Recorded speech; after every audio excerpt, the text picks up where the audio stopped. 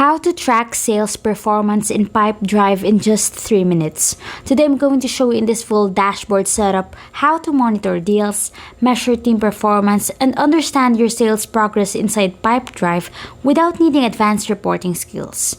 If you want a clearer view of what is working in your pipeline and what needs improvement, this setup can save hours of manual tracking.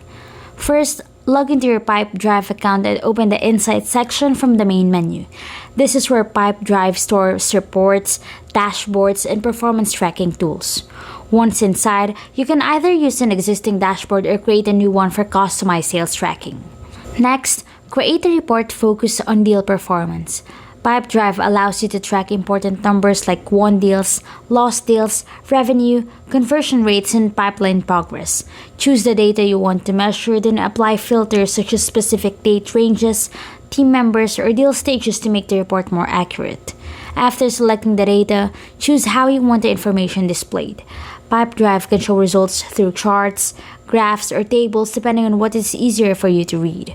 Visual dashboards are useful because they help spot sales trends quickly without manually checking every deal one by one.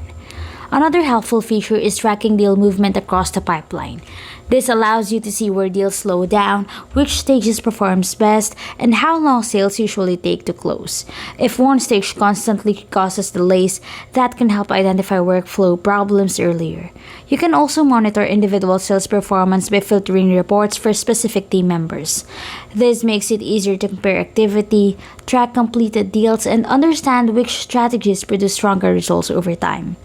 Once your reports are ready, add them directly to your dashboard for quick access. A well-organized dashboard lets you monitor sales activity daily without rebuilding reports every time you log in. It also helps to review the dashboard regularly instead of only checking it at the end of the month. Small changes in deal flow, conversion rates, or revenue trends become easier to catch early when the data is updated consistently.